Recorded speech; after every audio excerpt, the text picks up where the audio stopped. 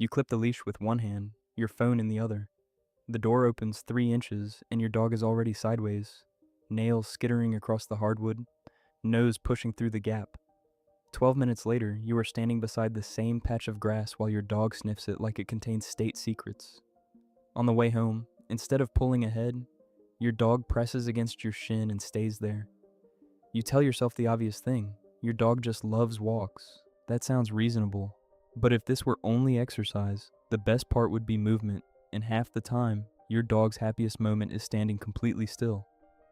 So what are they actually getting from you out there? The answer is much bigger than a walk, and most owners have no idea. In 2016, researchers at Emory University put 15 trained dogs into awake fMRI scanners, and then followed that with a Yime's choice test. Food on one side, owner praise on the other. Many dogs chose the owner again and again, not because food stopped mattering, because for your dog, your attention can land like dinner and homecoming at the same time. That means the first 2 things most owners skip are simpler than they look: letting the sniff last and using your voice like it matters. Slow down, say their name, praise the check-in, talk to them during the walk instead of dragging them through it. To your dog, the best part is often not the street. It is you being there with them on it. And the chemistry underneath that is even stranger. In 2015, Zabu University researchers measured oxytocin in 30 dogs and their owners before and after time together. Oxytocin is attachment glue, the chemical that settles babies against a parent's chest.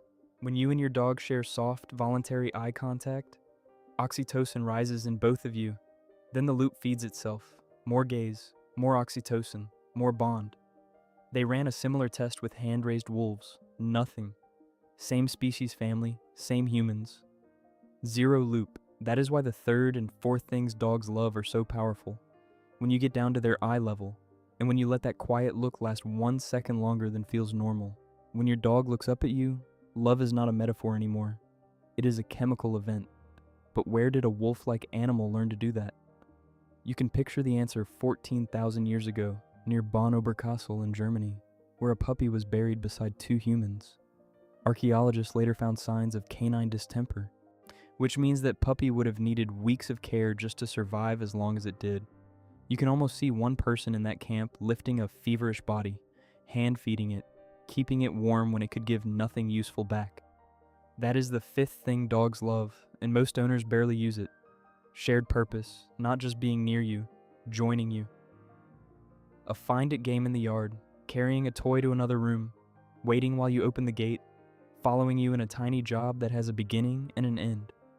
Across thousands of years, dogs were not shaped to be decorative roommates. They were shaped to participate in your life. And it turns out that pull is not just ancient behavior, it is written into their genes. In 2017, researchers at Princeton compared dogs and gray wolves on social problem solving, then analyzed DNA from 18 dogs and 10 wolves. Variants near the genes GTF2I and GTF2IRD1, a region linked to hypersocial behavior in humans, were associated with dogs' unusual attraction to people. In plain English, your dog is not merely trained to care what you think, your dog is built to, which is why another thing dogs love is choice inside cooperation. Left path or right path. Sniff now or move on. Sit beside you or watch the street. But that creates a paradox. If your dog is biologically tuned to seek you out, then more affection should always feel better. More hugging, more petting, more hands on the head. Except many dogs hate exactly that. They turn away, they lick their lips, they freeze. In a 2014 study from the University of Veterinary Medicine, Vienna, involving 28 pet dogs, researchers found dogs showed calmer and friendlier responses to stroking on the chest and side than to reaching over the head. The contradiction disappears when you go deeper. Your dog does not love intensity. Your dog loves safety. That is the 6th thing most owners miss. Touch with consent, approach from the side, stroke the chest or shoulder, then pause. If your dog leans back in, that is your answer. But how deep does this actually go? In 2019, Linköping University studied 58 dogs and their owners using hair cortisol, a measure of long-term stress stored in hair over weeks and months. The finding was startling. Your dog's stress levels tracked yours. not the weather, not the neighborhood. You, that is a connection most people never expect. One nervous system showing up inside another species' body. Your dog does not just live in your home. Your nervous system lives in your dog. That is why the seventh thing dogs love looks like nothing from the outside. Sitting beside you in calm, predictable quiet. No toy, no command, no performance.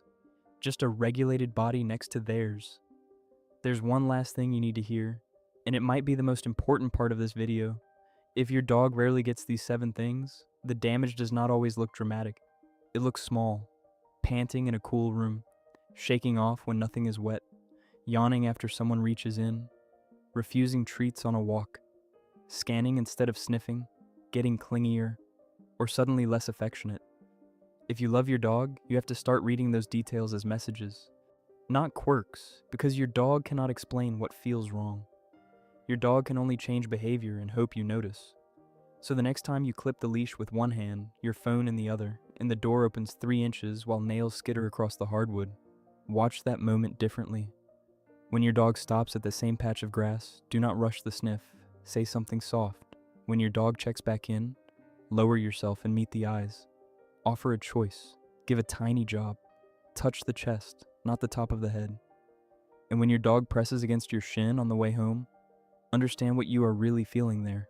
Not a pet that wanted a walk, a mind that loves scent, your voice, your eyes, a purpose, a choice, safe touch, and your calm. And once you see that, an ordinary walk disappears forever. If you want videos that make you understand your dog at a level most owners never reach, subscribe now. In the comments, your dog's name, and next, you need to see the stress signs dogs show long before they bark, snap, or shut down.